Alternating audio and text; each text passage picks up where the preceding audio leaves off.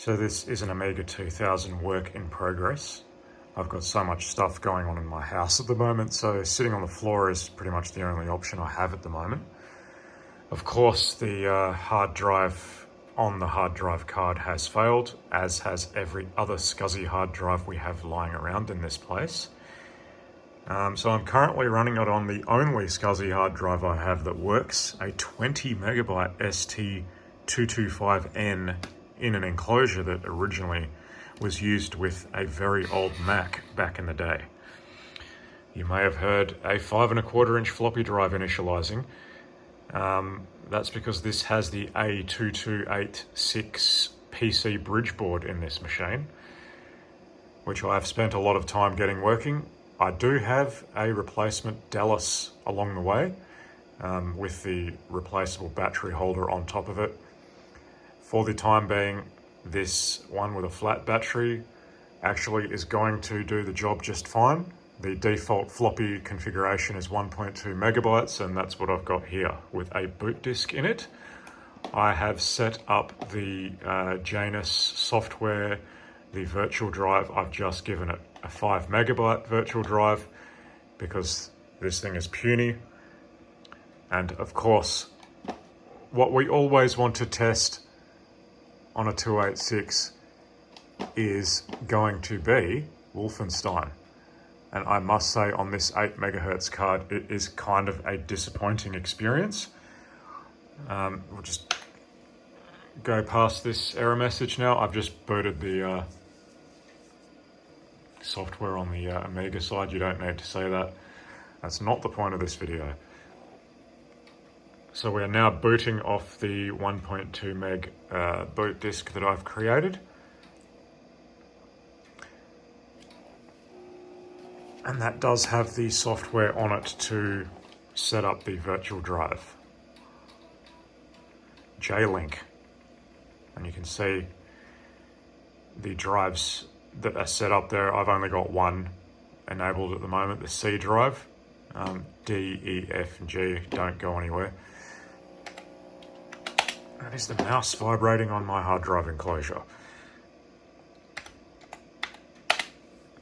There are the files of the shareware version of Wolf 3D that I've got on that virtual drive.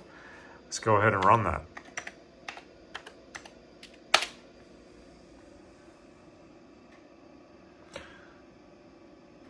Using the virtual drive, yes, it is going to be slower than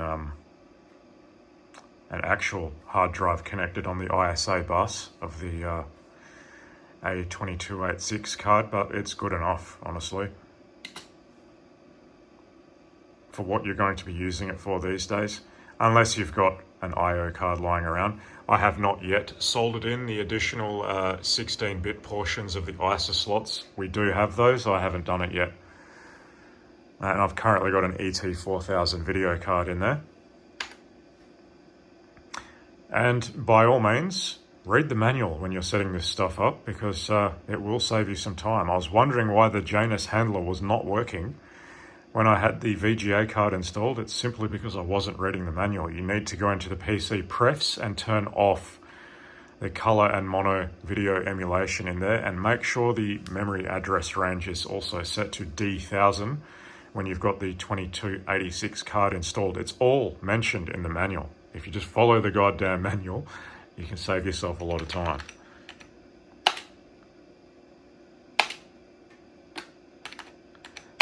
Prepare to be disappointed. It is only 8 megahertz, so you can't be too harsh on it. I've got sitting there a 12 megahertz 286 board, which runs it far better. I would imagine the native Amiga port version of this will run this a lot better and at full screen. The ST port of this runs way better.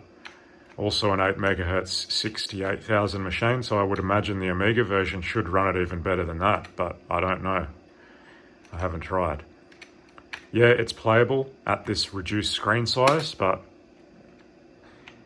when you get into busy sections where there's bad guys and whatnot, when the frame rate really drops, the keyboard emulation kind of sucks, and then it doesn't realize you've removed your finger from a key and it continues going forwards or sideways.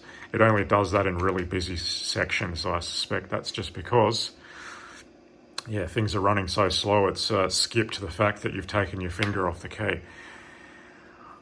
So yeah, probably Wolfenstein 3D is not the game of choice for the A2286 card. Probably old DOS platform games would be a better match. Or in reality, just using it in DOS with an ISA network card and just using it for file sharing between the PC and the Amiga side. That is the benefit of using the virtual drive. You can actually access that on the Amiga side, allegedly using cross-DOS. I have not tried that, but that could be a very useful feature. I can't really see much other point for it, honestly. But yeah, your choices are obviously yours. And if you've already got one, you might as well use it. But yes, you will be changing that Dallas real-time clock chip. I've already desoldered it and installed a socket. I am just waiting for the replacement. And of course, you can always butcher a Dallas chip and add an external battery. There's videos showing how to do that as well online. I'm not going to show you that. It's not rocket science. It's basically this gap between the 3 pins in the middle there on the, I can't remember the model. Is it?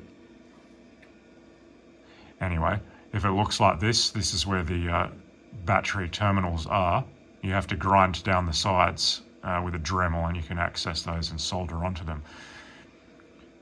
But yeah, don't take my advice. There's actual proper videos showing how to do that online. And that works perfectly, by the way.